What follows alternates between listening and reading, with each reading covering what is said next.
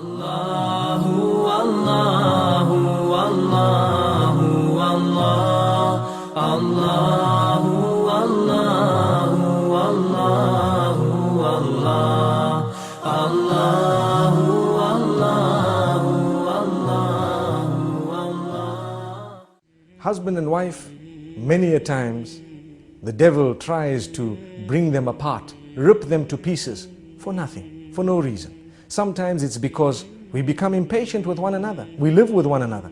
This is why the Prophet, peace be upon him, says, خَيْرُكُمْ خَيْرُكُمْ لِأَهْلِهِ. If you want to know the best from amongst you, he who is best to his wife and his family members. The same applies to a female. She who is best to her husband and family members. If your husband or your wife or your family members can bear witness that you are a very good person, then indeed you are good, because you live with them 24/7. What's the point of your neighbors and your workmates and others thinking, wow, what a gorgeous man, what a lovely person he is?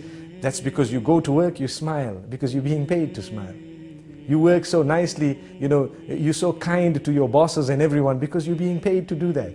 Some wives wouldn't mind paying their husbands to see that smile, because we don't smile sometimes. We come into the home, we throw everything onto one side, we sit in front of the television with our newspapers, and we're being spoken to, and we're just saying, yes, yes, until they might even ask us, are you a fool? And you say, yes.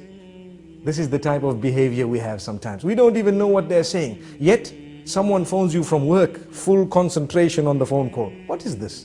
Is this not a double standard relation? Did we not understand that we are working in order to enjoy our life, our married life? We are not married in order to enjoy our working life. People have turned the tables. And this is why if your work is coming and interfering with your marriage, you'd rather leave your work than to end your marriage. We need to know this. Because if we are going to leave our marriages in order to make our work work, we will end up leaving every marriage we are in. No one wants to marry a person who's married to his job. We ask the Almighty to grant us understanding.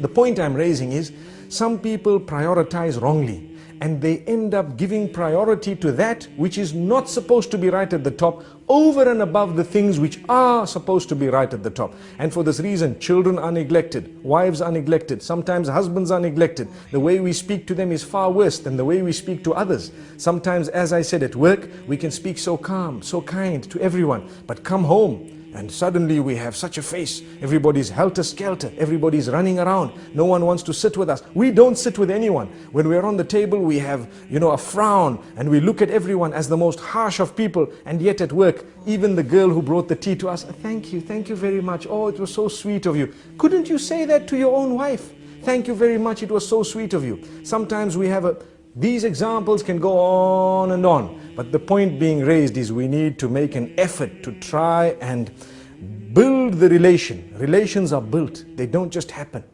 They are built.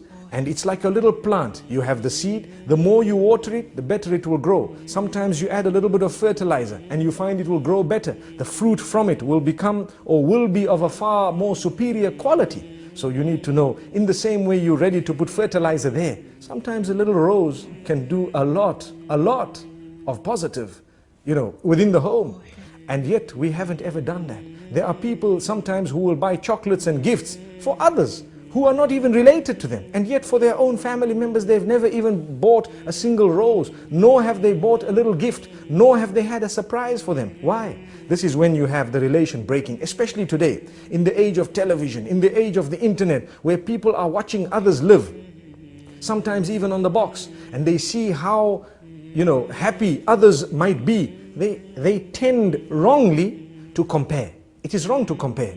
It is in fact almost detrimental to compare your marriage to those who might appear to you to be happier than you. But people are doing it.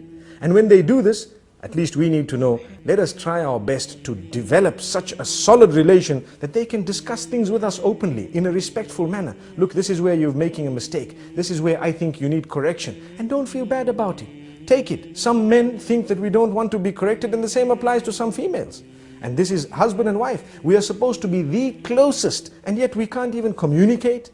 If that is the case, we're wrong. We then have husbands who threaten and continue to threaten. What do they say? No, if you tell me this, I'm going to send you home. What type of a relation do we expect there? She has a right to highlight it, and you need to think about it. This is the closest person to you telling you that I think you need attention. And if they are really thinking that, then you probably do need that attention. Or you need to engage them in discussion and convince them why you don't need that. But you don't just dish out commands. I don't even have time. I don't have time to talk to you. I don't have time. Come the weekends, we're sitting with our friends. Well, why did you get married? You have a wife, you have children. These are the first order of your friends. This is the most intimate circle. If you are not prepared to spend time with them, then how do you expect the marriage to work?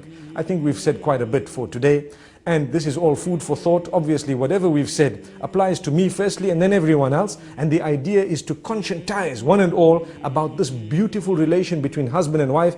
This is only a tip of the iceberg. May we have another opportunity sometime to go a little bit further. Until then, Assalamu alaikum wa rahmatullahi wa barakatuh. لبيك لا شريك لك لبيك إن الحمد والنعمة لك والملك لا شريك لك لبيك لبيك اللهم لبيك لبيك لا شريك لك لبيك